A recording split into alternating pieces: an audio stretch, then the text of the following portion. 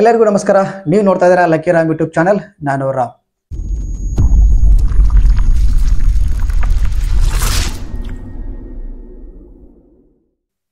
So ಇವತ್ತಿನ episode ಏನಾಯ್ತು ಅಂತ ಎಲ್ಲ ನೋಡ್ಕೊಂಡು ಬಂದಿರ್ತಾರೆ. ಸೊ ಇವತ್ತಿನ ಒಂದು ಎಪಿಸೋಡಲ್ಲಿ ಜಗಳ ಆಯಿತು, ಪ್ರತಿಕಾಗೋಷ್ಠಿ ಆಯಿತು. ಸೊ ಇದಾದಂತರ ಸ್ವಲ್ಪ ಮಾತುಕತೆ ಆಯಿತು. ಸೊ ಯಾರು ಸೇಫ್ ಆದ್ರು ಅಂತ ಆಯಿತು. ಸೊ ಇದೆಲ್ಲ ಆಯಿತು ಇವತ್ತಿನ ಒಂದು ಎಪಿಸೋಡಲ್ಲಿ. ಅದ್ರ ಬಗ್ಗೆ ಒಂದು ಸಣ್ಣದಾಗಿ ಮಾತಾಡ್ಕೊಬರೋಣ. ಅದಕ್ಕಿಂತ ಮುಂಚೆ ನೀವೇನಾದ್ರೂ ನಮ್ಮ ಚಾನಲ್ ಹೊಸಬರಾಗಿದ್ದರೆ ಪ್ಲೀಸ್ ಚಾನಲ್ನ ಸಬ್ಸ್ಕ್ರೈಬ್ ಮಾಡ್ಕೊಳ್ಳಿ. ಪಕ್ಕದಲ್ಲಿ ಕಾಣುವಂಥ ಬೆಲ್ ಐಕಾನ್ ಆಲ್ ಅಂತ ಒತ್ತಿ. ನೀವು ಆಲ್ ಅಂತ ಒತ್ತೋದ್ರಿಂದ ನಾನು ಹಾಕುವಂಥ ಪ್ರತಿಯೊಂದು ವಿಡಿಯೋ ನೋಟಿಫಿಕೇಶನ್ ಮೊದಲು ನಿಮಗೆ ಬರುತ್ತೆ ಅಂತ ಹೇಳ್ತಾ ವಿಡಿಯೋನ ಶುರು ಮಾಡೋಣ. ಮೊದಲಾಗಿ ಸ್ಟಾರ್ಟ್ ಆದ್ದು ಜಗಳಿಂದ ಈ ಒಂದು ಎಪಿಸೋಡ್ ಸ್ಟಾರ್ಟ್ ಆಗುತ್ತೆ. ಸೊ ನಿನ್ನೆ ಆದಂಥ ಒಂದು ನಾಮಿನೇಷನ್ ಪ್ರಕ್ರಿಯೆ. ರಕ್ಷಿತಾ ಜಾನ್ವಿನ ಮಾಡ್ತಾರೆ, ಜಾನ್ವಿ ರಕ್ಷಿತಾ ಅವ್ರನ್ನ ಇನ್ವೈಟ್ ಮಾಡ್ತಾರೆ. ಸೊ ನಾನು ಮಾಡಿದ್ದಕ್ಕೆ ತಿರುಗಿ ನನ್ನ ಮೇಲೆ ಇವರು ಇನ್ವೈಟ್ ಮಾಡಿದಾರೆ ಅಂತ ರಕ್ಷಿತಾ ಹೇಳಿದಾಗ, ಸೊ ಅದನ್ನೇ ಇದು ದೊಡ್ಡದಾಗಿ ಮಾತಾಡಿ ಅಲ್ಲೇ ಒಂದು ದೊಡ್ಡ ಜಗಳ ಆಗುತ್ತೆ. ಸೊ ಆಮೇಲೆ ಇಬ್ಬರು ಕೂಡ ತುಂಬ ಏನು ಮೇಧಾವಿಗಳಂತೆ ಏರಿ ಎಗರಿ ರಕ್ಷಿತಾ ಮೇಲೆ ಹೋಗಿ ಮಾತಾಡ್ತಾರೆ. ಸೊ ನೀನು ಹಂಗೆ, ನೀ ಹಿಂಗೆ, ನೀ ಎಲ್ಲಿಂದ ಬಂದಿದೆ ಅಂತ ಗೊತ್ತಿದೆ ನನಗೆ, ಹಂಗೆ ಹಿಂಗೆ ಅಂತ ಸುಮ್ಮನೆ ಹೋಗಿ ಬಾಯಿ ಮುಚ್ಕೊಂಡು ಮಲ್ಕೋ, ಈ ರೀತಿ ಪದಗಳನ್ನ ಯೂಸ್ ಮಾಡ್ತಾರೆ ನಮ್ಮ ಮಹಾರಾಣಿ ರಾಜ್ಯಮಾತೆ ಅಶ್ವಿನಿ ಗೌಡ ಅವರು. ಸೊ ಇದೆಂಥ ಹೋರಾಟಗಾರ್ತಿಯ ಮಾತು, ಸೊ ಇದೆಂಥ ದೊಡ್ಡ ಹಿರಿಯರ ಮಾತು ನಿಮಗೆ ಬಿಟ್ಟಿದ್ದು. ಸೊ ನೋಡುವಂಥ ಪ್ರೇಕ್ಷಕರಿಗೆ ಗೊತ್ತಿರುತ್ತೆ ಅದು. ಸೊ ಇದೆಲ್ಲ ಇದ್ದು ಇಷ್ಟು ಅಪ್ಪಟ್ಟವಾಗಿ ಸುಳ್ಳು ಹೇಳ್ತಾರೆ ಅಂತಂದರೆ ಎಷ್ಟು ಧೈರ್ಯ ಇರಬೇಕಂತ ನೋಡಿ. ಸೊ ಸುತ್ತಲೂ ಕ್ಯಾಮ್ರಾ ಇರುತ್ತೆ, 24 hours ಅವ್ರನ್ನ ಕವರ್ ಮಾಡ್ತಾ ಇರುತ್ತೆ. ಸೊ ಏನೆಲ್ಲ ಮಾತಾಡ್ತಾರೆ, ಏನೆಲ್ಲ ಮಾತಾಡಲ್ಲ ಎಲ್ಲವನ್ನ ಕೂಡ ಕ್ಯಾಮ್ರಾ ಅಲ್ಲಿ ನೋಡ್ತಾ ಇರುತ್ತೆ. ಸೊ ಅದಿದ್ರೂ ಕೂಡ ಇವರು ಧೈರ್ಯವಾಗಿ ನಾನು ಅದನ್ನು ಮಾಡಿಲ್ಲ, ನಾನು ಗೆಜ್ಜೆ ಸೌಂಡ್ ಮಾಡಿಲ್ಲ, ನಾನು ಗೆಜ್ಜೆ ಸೌಂಡ್ ಕೇಳಲ್ಲ ಅಂತ ಹೇಳ್ತಾರೆ ಅಂತಂದರೆ ಎಷ್ಟು ಧೈರ್ಯವಂತರಂತ ನಾನು ಇವ್ರನ್ನ ಮೆಚ್ಚಬೇಕು. ಯಾವುದೊಂದು ಅವಾರ್ಡ್ ಇದ್ರೆ ಅದು ಜಾನ್ವಿ ಮತ್ತು ನಮ್ಮ ಅಶ್ವಿನಿ ಅವರಿಗೆ ಕೊಡ್ಬೇಕಂತ ಹೇಳಕ್ಕೆ ಇಷ್ಟಪಡ್ತೀನಿ. ಸೊ ಅಷ್ಟು ಚೆನ್ನಾಗಿ ಒಂದು ನಡೆಯುವಂಥ ಒಂದು ಸಿಚುವೇಶನ್ ಹ್ಯಾಂಡಲ್ ಮಾಡ್ತಾರೆ ಅಂತ ಹೇಳ್ಬೋದು. ಸೊ ಅದೇ ಆಗಿದ್ದು ಇವತ್ತಿನ ಜಗಳದಲ್ಲಿ. ಸೊ ಅದಕ್ಕೆ ಪಾಪ ರಕ್ಷಿತಾ ಅವ್ರನ್ನ ಎಳೆದು ತಂದು ಕೂಗಾಡಿ ರಂಪಾಟ ಮಾಡಿ, ಸೊ ಅವರು ಇಷ್ಟ ಕ್ಯಾಮ್ರಾ ಮುಂದೆ ಹೋಗಿ ಡ್ಯಾನ್ಸ್ ಆದ್ರೂ ಮಾಡಲಿ ಅಥವಾ ಕ್ಯಾಮ್ರಾ ಮುಂದೆ ಮಾತಾದ್ರೂ ಆಡಲಿ, 3 ಗಂಟೆಗಾದ್ರೂ ಹೋಗಲಿ, 1 ಗಂಟೆಗಾದ್ರೂ ಹೋಗಲಿ. ಸೊ ಇವ್ರಿಗೆ ಅಂತಂದರೆ, ಸೊ ನೀವು ಮಧ್ಯರಾತ್ರಿ ಎದ್ಬಿಟ್ಟು ಅಲ್ಲಿ ಕ್ಯಾಮ್ರಾ ಮುಂದೆ ಹೋಗ್ತೀಯಾ, ಒಂದು ಬಾತ್ರೂಮ್ಗೆ ಹೋಗ್ತೀಯಾ, ಡ್ಯಾನ್ಸ್ ಮಾಡ್ತೀಯಾ, ಅದು ಇದು ಅಂತ ಹೇಳುವಂಥ ಅವಶ್ಯಕತೆ ರೈಟ್ಸ್ ಯಾರು ಕೊಟ್ಟರು ಇವರಿಗೆ? ಸೊ ಇಲ್ಲಿ ಅವ್ರು ಯಾವ ರೀತಿ ಆಟ ಆಡಕ್ಕೆ ಬಂದಿರೋ, ಸೊ ಇವರು ಅದೇ ರೀತಿ ಆಟ ಆಡಕ್ಕೆ ಬಂದಿರೋದು. ಅದನ್ನ ಮರ್ತ್ಬಿಟ್ಟು ಇವ್ರು ನಾವು ಹೇಳ್ದಂಗೆ ನಡಿಬೇಕು ಅನ್ನೋ ಒಂದು ಗರ್ವದಲ್ಲಿ ಮಾತಾಡ್ತಿದ್ದಾರೆ ಅಶ್ವಿನಿ ಮತ್ತು ಜಾನು ಅವರು. ಈ ಜಾನ್ವಿ ಅವ್ರನ್ನ ನೋಡಿದ್ರೆ ನನಗಂತೂ ಒಂಚೂರು ಆಗ್ತಾಯಿಲ್ಲಪ್ಪ. ಸೊ ಯಾವಾಗ ಇವ್ರು ಹೋಗ್ತಾರೆ ಅಂತಂದರೆ ಹೋಗಿ ಅವರಂತೂ ಹೋಗೋ ರೀತಿ ಕಾಣ್ತಲ್ಲ. ಸೊ ಸಪೋರ್ಟಿವ್ ಆಗಿ ಅಶ್ವಿನಿ ಓಡಾಡ್ತಾರೆ, ಅಶ್ವಿನಿಗೆ ಸಪೋರ್ಟಿವ್ ಆಗಿ ಜಾನ್ವಿ ಇರ್ತಾರೆ. ಸೊ ಎಲ್ಲರದ್ದು ತಲೆಯಲ್ಲಿ ಹುಳ ಬಿಡ್ತಾ ಇದ್ದಾರೆ. ಸೊ ಗೆಜ್ಜೆನ ಹಾಕೊಂಡು ಅದನ್ನ ಗೆಜ್ಜೆ ಸೌಂಡ್ ಬರ್ತಾ ಇರೋದು ರಕ್ಷಿತಾ ಅವ್ರ ಕಡೆಯಿಂದ ಅಂತ, ಆ ಒಂದು ಸೌಂಡನ್ನು ಮಾಡ್ತಾ ಇರೋದು ರಕ್ಷಿತಾ ಅವರೇ ಅಂತ. ಸೊ ಅಷ್ಟೊಂದು ಕಾನ್ಫಿಡೆಂಟ್ ಇದ್ದವರಿಗೆ ಒಂದು ಮಾತು ಹೇಳ್ತಾರೆ. ಸೊ ಇದು ವೀಕೆಂಡಲ್ಲಿ ಬಂದರೆ ನೋಡ್ಕೊಳ್ಳೋಣ, ಕಿಚ್ಚ ಸುದೀಪ್ ಸರ್ ಹೇಳೋಣ, ನಾವೇ ಮಾಡಿದ್ದು, ತಮಾಷೆ ಮಾಡಿದ್ದು ಅಂತ. ಸೀರಿಯಸ್ನೆಸ್ ಅನ್ನೋದಿಲ್ಲ. ಒಂದು ಕಿಚ್ಚನ ಪಂಚಾಯತ್ ಅಂತಂದರೆ ಇವ್ರು ಜಸ್ಟ್ ಕಾಮಿಡಿ ಆಗಿಬಿಟ್ಟಿದೆ. ಸೊ ಅದೇ ರೀತಿಯಲ್ಲಿ ಅವ್ರು ಮಾತಾಡಿದ್ರು ಕಾಮಿಡಿಯಾಗಿ. ಸೊ ಕಿಚ್ಚ ಸುದೀಪ್ ಸರ್ ಬಂದರೆ ಎಲ್ಲ ಶತಮಾನ ನಾವೇ ಮಾಡಿದ್ವಿ, ಕಾಮಿಡಿ ಮಾಡಿದ್ವಿ, ಹಾಗೆ ಹಿಂಗೆ ಅಂತ. ಸೊ ಕಾಮಿಡಿ ಯಾವುದನ್ನ ಮಾಡಬೇಕು, ಯಾವುದರಲ್ಲಿ ಕಾಮಿಡಿ ಮಾಡ್ಕೊಂಡೋದನ್ನ ಅರಿವು ಕೂಡ ಇವರಿಗಿಲ್ಲ. ಸೊ ಇವರು ಮಾತಾಡಕ್ಕೆ ಬರ್ತಾರೆ. ಇವರಿಬ್ಬರನ್ನ ನೋಡಿದರೆ ಜನಗಳ ಮೈ ಎಷ್ಟು ಉರಿತಾ ಇದೆ ಅಂತಂದರೆ, ಇವರ ಯಾವಾಗ ಈ ಮನೆಯಿಂದ ಹೊರ ಹೋಗ್ತಾರಪ್ಪ, ಬಿಗ್ ಬಾಸಿಂದ ಯಾವಾಗ ಇವ್ರನ್ನ ತೊಲಗಿಸ್ತಾರೆ ಅನ್ನೋ ರೇಂಜಿಗೆ ಜನಗಳು ಸಿಕ್ಕಾಪಟ್ಟೆ ಇವ್ರ ಮೇಲೆ ಸಿಟ್ಟಾಗಿದ್ದಾರೆ. ಈ ಒಂದು ವಾರದಲ್ಲಿ ಕಿಚ್ಚ ಸುದೀಪ್ ಸರ್ ಅಂತೂ ಇವ್ರ ಮೇಲೆ ಬೆಂಡ್ ಹತ್ತಲೇಬೇಕು, ಇಲ್ಲ ಅಂತಂದರೆ ಕಿಚ್ಚ ಸುದೀಪ್ ಸರ್ ಮೇಲೆ ಗರಂ ಆಗಿಬಿಡ್ತಾರೆ ಫ್ಯಾನ್ಸ್. ಯಾಕಂದರೆ ಅಷ್ಟೊಂದು ಕೊಟ್ಟಿದ್ದಾರೆ ಇವರಿಬ್ರು.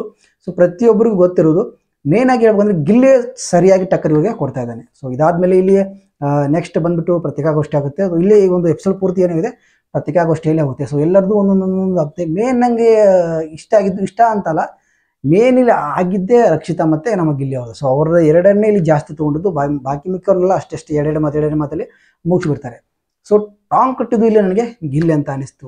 ಏನು ಇಲ್ಲಿ ಪತ್ರಿಕಾಗೋಷ್ಠಿ ನಡೆಸ್ತಾ ಇರೋದು ಫೈನಲಿಸ್ಟಾ ಅಥವಾ ಇಲ್ಲಿ ನಮ್ಮ ಗಿಲ್ಲಿನ ಅಂತ ಗೊತ್ತಾಗಲ್ಲ. ಪ್ರತಿಯೊಂದು ಕ್ವಶನ್ಗೂ ಪ್ರತಿಯೊಂದಕ್ಕೂ ಆನ್ಸರ್ನ ಅವರವರ ಪ್ರಕಾರ ಅವರವ್ರ ಹೆಸರಿಟ್ಟು ಅವರವರಿಗೆ ತಿರುಗಿಸಿ ಬಾಣ ಹೊಡೆಯೋದು ಅಂತಾರಲ್ಲ, ಅದು ನಮ್ಮ ಗಿಲ್ಲಿ ಮಾಡ್ದ. ಸೊ ಗಿಲ್ಲಿ ಅವರ ಪ್ರತಿಯೊಂದು ಮಾತು ಏನಿತ್ತಂದರೆ, ಎಸ್ ಅವ್ರು ಕಾಮಿಡಿಯಿಂದಲೇ ಬೆಳ್ಕೊಂಡು ಬಂದಿರೋದು, ಕಾಮಿಡಿಯಿಂದಲೇ ಅವ್ರು ಅನ್ನ ತಿಂತಾರೋದು. ಸೊ ಅದನ್ನೇ ಅವ್ರು ಹೇಳಿದ್ದು. ಸೊ ನೀವು ಯಾವ ರೀತಿಯಲ್ಲಿ ನಾನು ಮುಂದೆ ಬರ್ತೀನಿ, ನಾನು ಹೆಡ್ ಆಗಿರ್ತೀನಿ, ಸೊ ನಾನೆಲ್ಲ ಕಂಟ್ರೋಲ್ ಮಾಡ್ತೀನಿ ಅಂತ ನೀವು ಹೇಳ್ತೀರೋ, ಅದು ನಿಮ್ಮ ಸ್ಟ್ರಾಟಜಿ. ಸೊ ಇಲ್ಲಿ ನಾನು ಕಾಮಿಡಿ ಮಾಡೋದು ನನ್ನ ಒಂದು ಹುಟ್ಟುಗುಣ. ಸೊ ನಾನು ಅಲ್ಲಿ ಹೆಂಗಿರ್ತೀನಿ ಹಾಗೆ ಇರ್ತೀನಿ. ಸೊ ಜನಗಳು ಇಲ್ಲಿ ನೋಡ್ತಾ ಇರ್ತಾರೆ, ಜನಗಳು ಒಳಗೊಂದು ಹೊರಗೊಂದು ಮಾಡೋದು ಜನಗಳಿಗೆ ಇಷ್ಟ ಆಗಲ್ಲ. ಸೊ ಜನಗಳ ಹೊರಗೆ ನಮ್ಮನ್ನು ಹೇಗೆ ನೋಡ್ತಾರೋ ಒಳಗೂ ಅದೇ ರೀತಿ ನೋಡೋಕೆ ಇಷ್ಟಪಡ್ತಾರೆ. ಸೊ ಅದೇ ರೀತಿ ನಾವು ಇರಬೇಕು. ಸೊ ಹಾಗಾಗಿ ನಾನು ನನ್ನ ಮಾತಲ್ಲಿ ಎಲ್ಲಿ ಕಾಮಿಡಿ ಅಂತ ಅನ್ನಿಸ್ತೋ ಅಲ್ಲಿ ನಾನು ಕಾಮಿಡಿಯಾಗಿ ಮಾತಾಡ್ತೀನಿ ಅಂತ ಉತ್ತರವನ್ನು ಕೊಡ್ತಾರೆ. ಸೊ ಇಲ್ಲಿ ಪ್ರತಿಯೊಬ್ಬರಿಗೂ ತಿರುಗುಬಣ್ಣ ಕೊಟ್ಟಂತಾಯಿತು. ಸುದಿ ಅವರು ತೀರಾ ಹೋಗಿ ಬಂದು ಟಾರ್ಗೆಟ್ ಆಗಿ ಪರ್ಸ್ನಲ್ ವಿಷಯಕ್ಕೆ ಕದಕ್ತಾರೆ.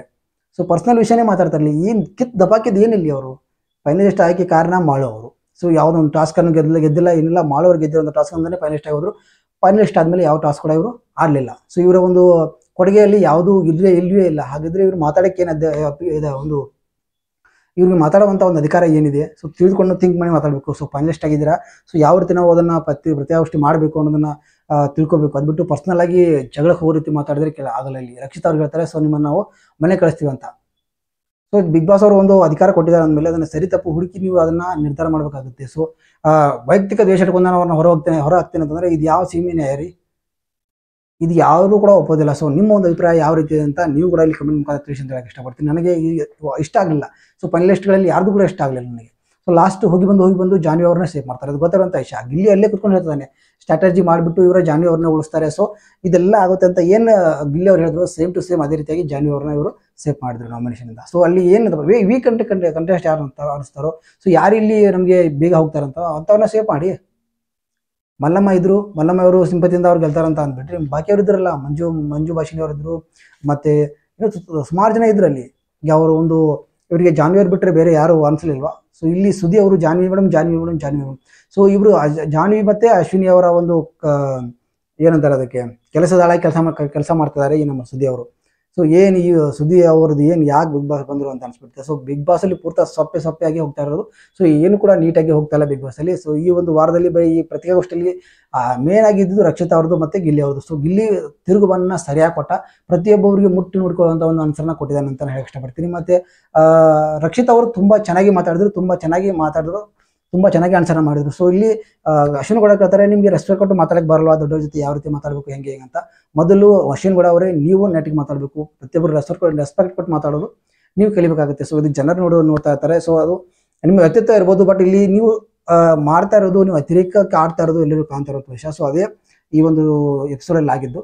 ಸೊ ನೀವು ಅದನ್ನು ತಿದ್ಕೋತಿರೋ ಏನೋ ಗೊತ್ತಿಲ್ಲ, ಬಟ್ ಕಿಚ್ಚ ಸುದೀಪ್ ಸರ್ ಅಂತೂ ಇದಕ್ಕೆ ಪಕ್ಕಾ ಮಾತಾಡ್ತಾರೆ ಅಂತ ಒಂದು ಕಾನ್ಫಿಡೆನ್ಸ್ ನಮಗಿದೆ. ಸೊ ಇಲ್ಲಿ ಥರ್ಡ್ ಕ್ಲಾಸ್ ಅಂತ ಮಾತು ಬಂದಿರೋದಾಗಿರ್ಬೋದು, ಬಾಯಿ ಮುಚ್ಕೊಂಡು ಮಲ್ಕೊ ಅಂತ ಬಂದಿರೋದಾಗಿರ್ಬೋದು, ನೀ ಎಲ್ಲಿದ್ದು ಬಂದಿದೆ ಅಂತ ಗೊತ್ತಾಗಿದೆ ಅನ್ನೋದಾಗಿರ್ಬೋದು, ಪ್ರತಿಯೊಂದು ಮಾತು ಕೂಡ ಇಲ್ಲಿ ಆಡುವಂಥ ಮಾತುಗಳೆಲ್ಲ ತೀರಾ ಪರ್ಸನಲ್ ಆಗಿ ಟಾಕ್ ಮಾಡಿ ಇಲ್ಲಿ ಮಾತಾಡುವಂಥ ಮಾತುಗಳಾಗಿವೆ. ಸೊ ಇದಕ್ಕೆ ನೀವೇನಂತೀರಾ? ಸೊ ಈ ಎಪಿಸೋಡ್ ಯಾವ ರೀತಿ ಅನಿಸ್ತು? ಗಿಲ್ಲಿ ಅವರು ಯಾವ ರೀತಿ ಮಾತಾಡಿದ್ರು, ಗಿಲ್ಲಿ ಮಾತು ನಿಮ್ಗೆ ಯಾವ ರೀತಿ ಅನಿಸ್ತು?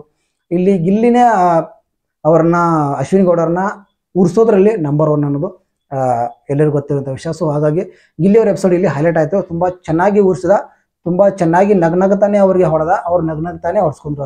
ಇಷ್ಟೇ ಹೇಳಕ್ ಬರ್ತೀನಿ. ಅಂದರೆ ನಗ್ನಗ್ತಾನೆ ಉರ್ಸಿದ, ಅವ್ರು ನಗ್ನಗ್ತಾನೆ ಉರ್ಸ್ಕೊಂಡ್ರು, ಇಷ್ಟೇ ಹೇಳಕ್ ಬರ್ತೀನಿ. ಸೊ ತುಂಬ ಚೆನ್ನಾಗಿ ಹೋಯ್ತು ಎಪಿಸೋಡು ಗಿಲ್ಲಿ ಅವ್ರದ್ದು ಮತ್ತು ರಕ್ಷಿತಾ ಅವ್ರದ್ದು. ಸೊ ಆಟದಲ್ಲೂ ಕೂಡ ರಕ್ಷಿತಾ ಮತ್ತು ಗಿಲ್ಲಿ ಅವರು ಅವ್ರಿಗೆ ಟಾಂಗ್ ಕೊಟ್ಟು ಚೆನ್ನಾಗಿ ಆಡಲಿ ಅಂತ ನಾನು ಹೇಳ್ತೀನಿ.